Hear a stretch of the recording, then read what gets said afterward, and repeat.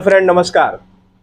आज इस वीडियो के माध्यम से हम बताने वाले हैं कि मशीन का इफ़िशियंसी कैसे निकालते हैं, किसी ऑपरेटर का इफ़िशियंसी कैसे निकालते हैं और ये भी समझते हैं कि OEE क्या है, OEE कंपनी के लिए कैसे फ़ायदेमंद है और ये निकाला कैसे जाता है।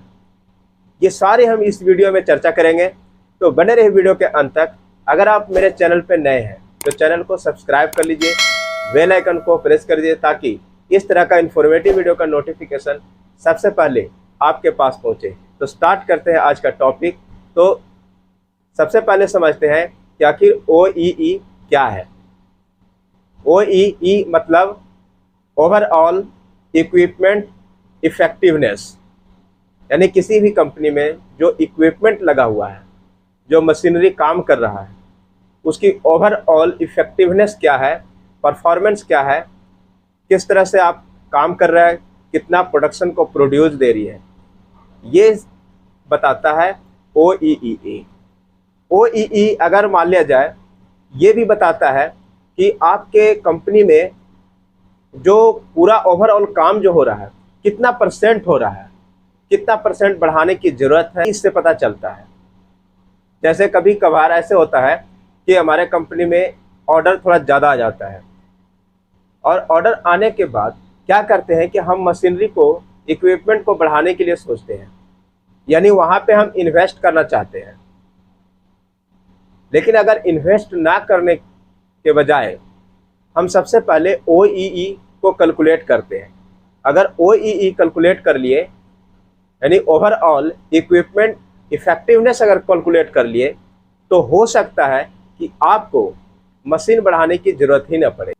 एक वर्ल्ड वाइड डेटा के हिसाब से बताया गया है कि किसी भी कंपनी का अगर OEE 85% है, इसका मतलब वह कंपनी बेहतर है। अगर 60 to 65 है तो वो एक नॉर्मल में माना जाता है, एवरेज माना जाता है। तो एक तरह से OEE उस कंपनी के परफॉर्मेंस, एबिलिटी और क्वालिटी को दर्शाता है। ये तीनों का एक मल्टीप्लिकेशन है, मापने का एक तरीका है। तो OEE मेजर करने के लिए बेसिकली 3 तरीका होता है। 3 तरीका को अपना करके आप OEE को माप सकते हैं, मेजर कर सकते हैं। वो है अवेलेबिलिटी, परफॉर्मेंस और क्वालिटी। अवेलेबिलिटी मतलब किसी भी इक्विपमेंट को आप कितने देर तक अवेलेबल है आपके काम के लिए, वो मेजर करते हैं। इसमें क्या होता है कि जैसे आप जो शिफ्ट है, आपके यहाँ शिफ्ट जो चल रहा है वो 12 घंटा का है और 12 घंटा में वो कितने देर तक मशीन काम करती है, यानी अवेलेबल है, टोटल कितने टाइम अवेलेबल है, ये उसको अवेलेबिलिटी को दर्शाता है। परफॉर्मेंस में कितने इफेक्टिवनेस काम कर रहा है, यानी कि जितने देर तक काम कर रहा है उतना परफॉर्मेंस पूरी पोटेंशियल के साथ काम कर रही है, नहीं कर रही है, वो परफॉर्मेंस को दर्शाता है। परफॉर्मेंस में ऑपरेटर भी आते हैं, सुपरवाइजर भी आते हैं और मशीनरी भी आता है। क्यों? क्योंकि ये तीनों जिम्मेवार होते हैं। अगर मान लीजिए कि मशीन तो अवेलेबल है फुल टाइम के लिए और उसका पोटेंशियल भी अच्छा है, लेकिन अगर ऑपरेटर ही ढीला है, यानी ऑपरेटर ही अच्छा से काम नहीं कर पा रहा है, यानी तो उस स्थिति में आपका प्रोडक्शन लॉस होगा। और अगर उसका सुपरवाइजर या उसका जो गाइड करने वाला है वो भी अगर काम सही से नहीं कर रहा है, तो भी परफॉर्मेंस का लॉस होने का चांस रहता है। यानी कहने का मतलब है कि परफॉर्मेंस, किसी भी इक्विपमेंट को परफॉर्मेंस को देने के लिए वो जितने देर तक अवेलेबल है उतने देर तक मटेरियल प्लस में उसके साथ, अगर मान लें कि कोई काम रुकता है, किस वजह से रुकता है, या फिर मटेरियल अवेलेबल नहीं है, या फिर ऐसा भी हो सकता है कि वो मशीन को चलाने वाला जैसे वो सही से नहीं चला पा रहा है, तो वैसे स्थिति में भी परफॉर्मेंस डाउन होता है। तो ये होता है परफॉर्मेंस। तीसरा है क्वालिटी। क्वालिटी में क्या होता है कि अगर जितने देर तक आपकी मशीन चला, जो अवेलेबल टाइम है, उस टाइम में जितना प्रोडक्शन होना चाहिए, प्रोड्यूस होना चाहिए, वो प्रोड्यूस हुआ, लेकिन वो सारे पीस सही हुआ, ये क्वालिटी को दर्शाता है, गुणवत्ता को दर्शाता है। जैसे जितना देर तक काम किया, मान लिया जाए कि 800 पीस जो ऐसे मशीन से, इक्विपमेंट से तैयार हुआ, वो 800 पीस में पता चला कि 760 पीस जो है वो ओके है और 40 पीस डिफेक्टिव है। 40 पीस में 20 पीस तो रिजेक्ट हो गया फाइनल, और 20 पीस ऐसे हैं जो रिपेयरेबल है, वो रिपेयर करके प्रोडक्शन में ले सकते हैं। लेकिन जब हम परफॉर्मेंस क्वालिटी निकालते हैं तो उसको डिफेक्ट में ही काउंट करते हैं, क्योंकि उसको वो भी एक तरह से डिफेक्ट ही था, तभी उसको रिपेयर करके उसको प्रोडक्शन में लिया गया। यानी कहने का मतलब है कि 800 पीस जो तैयार हुआ, उसमें 760 पीस क्या है आपका ओके है, और 40 पीस आपका डिफेक्टिव है। तो इसको कहते हैं क्वालिटी। यानी कि जितना ओके पीस हुआ, उसको जितना ओके पीस बनाता है मशीन, वो उसका क्वालिटी या गुणवत्ता को दर्शाता है। अब हम समझते हैं एक एग्जाम्पल से कि मशीन का इफिशियंसी को कैसे कैलकुलेट करते हैं। सबसे पहले अवेलेबिलिटी को समझते हैं कि अवेलेबिलिटी को कैसे, मतलब कैलकुलेट कैसे करते हैं। तो एक एग्जांपल से समझते हैं। अवेलेबिलिटी में जैसे मान लिया जाए कि 12 घंटे का शिफ्ट है, 12 घंटा के शिफ्ट में मशीन जो है मतलब अवेलेबल है। अवेलेबिलिटी का मतलब ही होता है कि अवेलेबल टाइम फॉर मशीन्स, मतलब वो टाइम उसके पास है। ये प्लान्ड ब्रेकडाउन क्या हुआ और अनप्लान्ड ब्रेकडाउन क्या हुआ, ये समझते हैं। प्लान्ड ब्रेकडाउन में क्या होता है कि जैसे मान लिया जाए कि सुबह जैसे ही मशीन को स्टार्ट करने से पहले आधे घंटा की ट्रेनिंग दे दिए, और आधे घंटा का मान लिया जाए कि लंच टाइम हो गया, फिर टी ब्रेक हो गया। इस तरह से वो 1 घंटा आपका जो टोटल शिफ्ट में से वो 1 घंटा माइनस हो जाएगा। यानी कि 11 घंटा क्या हुआ हमारा अवेलेबल टाइम है। यानी कि मशीन ब्रेकडाउन, अनप्लान्ड ब्रेकडाउन में क्या होता है कि कभी मशीन खराब हो गए या फिर मटेरियल अवेलेबल नहीं है, तो उस समय मशीन का कोई गलती नहीं है। तो इस तरह से जो मशीन जो एक्चुअल टाइम जो रन किया वो कितना किया, क्योंकि 12 घंटा का शिफ्ट था, 1 घंटे का आपका प्लान ब्रेकडाउन हो गया और 1 घंटा अनप्लान्ड ब्रेकडाउन हो गया। ब्रेकडाउन मिला के आपका जो मशीन चला वो चला आपका 10 घंटा, और अवेलेबल टाइम कितना था टोटल 11 घंटा। तो अवेलेबिलिटी को निकालने के लिए क्या करते हैं कि actual run time divided by करते हैं टोटल अवेलेबल टाइम, यानी कि 10 घंटा डिवाइडेड बाई 11, यानी 0.91। ये आपका अवेलेबल का इफिशियंसी हुआ, कितना अवेलेबिलिटी था।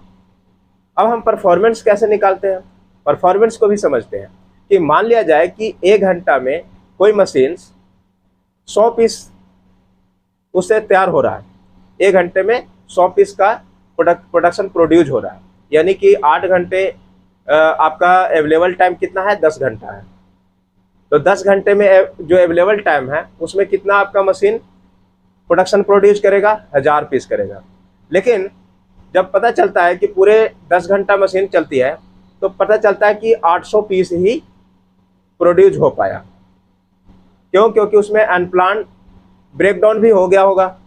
तो उस स्थिति में परफॉर्मेंस थोड़ा डाउन होता है। तो इसको हम कैसे निकालेंगे कि 800 आपका, इसको परफॉर्मेंस निकालने के लिए एक्चुअल प्रोडक्शन क्वांटिटी क्या है और प्लांट प्रोडक्शन क्वांटिटी क्या है, उसको हम एक रेशियो में रेशियो निकालते हैं। तो आपका एक्चुअल प्रोडक्शन क्वांटिटी कितना है 800 पीस, और जो प्लान किया गया था, क्योंकि 100 पीस 1 घंटा में, तो 10 घंटे में 1000 पीस तैयार होना चाहिए, लेकिन आपका हुआ 800। तो इसलिए 800 डिवाइडेड बाई 1000, यानी कि 0.8 आपका क्या हुआ, ये हो गया आपका परफॉर्मेंस, उस मशीन का परफॉर्मेंस हुआ। अब क्वालिटी को समझते हैं। क्वालिटी में क्या है कि मान लिया जाए कि 8 घंटे में पीस जो है तैयार हुआ आपका 800 पीस, सॉरी आपका ये जो 10 घंटे मशीन चला उसमें क्या हुआ कि पीस तैयार हुआ 800 पीस, लेकिन ये सारे पीस सही नहीं तैयार हुआ, उसमें 40 पीस जो है रिजेक्ट निकल गया, यानी कि 760 पीस आपका ओके क्वालिटी है। आपका टारगेट कितना क्वालिटी है, टारगेट पीस 800 तैयार हुआ, लेकिन आपका जो है 760 पीस ओके क्वालिटी है और 20 पीस रिजेक्ट हो गया, और 20 पीस ऐसे हैं जो कि रिपेयर करके हम प्रोडक्शन में ले सकते हैं। लेकिन जब हम क्वालिटी निकालते हैं तो रिपेयर को भी हम डिफेक्ट में काउंट करते हैं। तो 760 डिवाइडेड बाई 800 यानी यहाँ पे 0.95 आया, ये उसका क्वालिटी निकल गया। अब हम OEE अगर निकालना चाहते हैं तो OEE निकालने के लिए फिर इन सब का मल्टीप्लाई करते हैं, यानी कि ओवरऑल इक्विपमेंट का इफेक्टिवनेस निकालना चाहते हैं तो ये जो आपका APQ जो है, APQ को एक रेशियो, एक मल्टीप्लिकेशन करते हैं, तब जा करके वो ओवरऑल इक्विपमेंट का इफेक्टिवनेस निकल जाता है। यानी कि OEE इक्वल टू क्या होगा, जो आपका अवेलेबिलिटी जो निकला वो, परफॉर्मेंस निकला वो, और क्वालिटी निकला वो, तीनों को मल्टीप्लिकेशन करने के बाद ये आता है 0.69। अब ये 0.69 इसको परसेंटेज में हम 69% भी कर सकते हैं। यानी कहने का मतलब है कि जो आपने मशीनरी और आपका ऑपरेटर जो परफॉर्मेंस दिया और क्वालिटी जो दिया, वो ओवरऑल OEE जो आया आपका 69%, यानी कि आपका जो कंपनी का जो काम हो रहा, परफॉर्मेंस जो दे रही है वो 69%, यानी 30% अभी भी कम है। अगर कोई कंपनी में अगर 50% अगर OEE है, इसका मतलब है कि जितना आपका प्रोडक्शन की इफिशियंसी होना चाहिए, ऑपरेटर की इफिशियंसी होना चाहिए, वो नहीं दे पा रही है। यानी कि आपको OEE को बढ़ाने की ज़रूरत है। अगर OEE बढ़ा लेते हैं तो जैसा कि मैंने पहले बताया था कि अगर अचानक कोई ऑर्डर ज़्यादा आ जाता है तो हम क्या करते हैं कि इन्वेस्ट करके मशीन लेने की सोचते हैं, लेकिन उसमें आप मशीन लेने से पहले OEE निकाल लिए। अगर आपको OEE 50% आ रहा है, इसका मतलब है कि आपको मशीन की आवश्यकता नहीं है, आपकी OEE बढ़ाने की ज़रूरत है। तो उस स्थिति में अगर OEE बढ़ा देते हैं तो आपको मशीन लेने की ज़रूरत भी नहीं पड़ेगा और आपकी काम भी, जो ऑर्डर एक्स्ट्रा आया है उसको भी आप अच्छे से कर पाएंगे। चलते हैं। आई होप इस वीडियो से काफ़ी लाभान्वित होंगे। तो मिलते हैं इसी तरह से नए इन्फॉर्मेटिव वीडियो के साथ। तब तक के लिए जय हिंद, जय भारत। Thank you.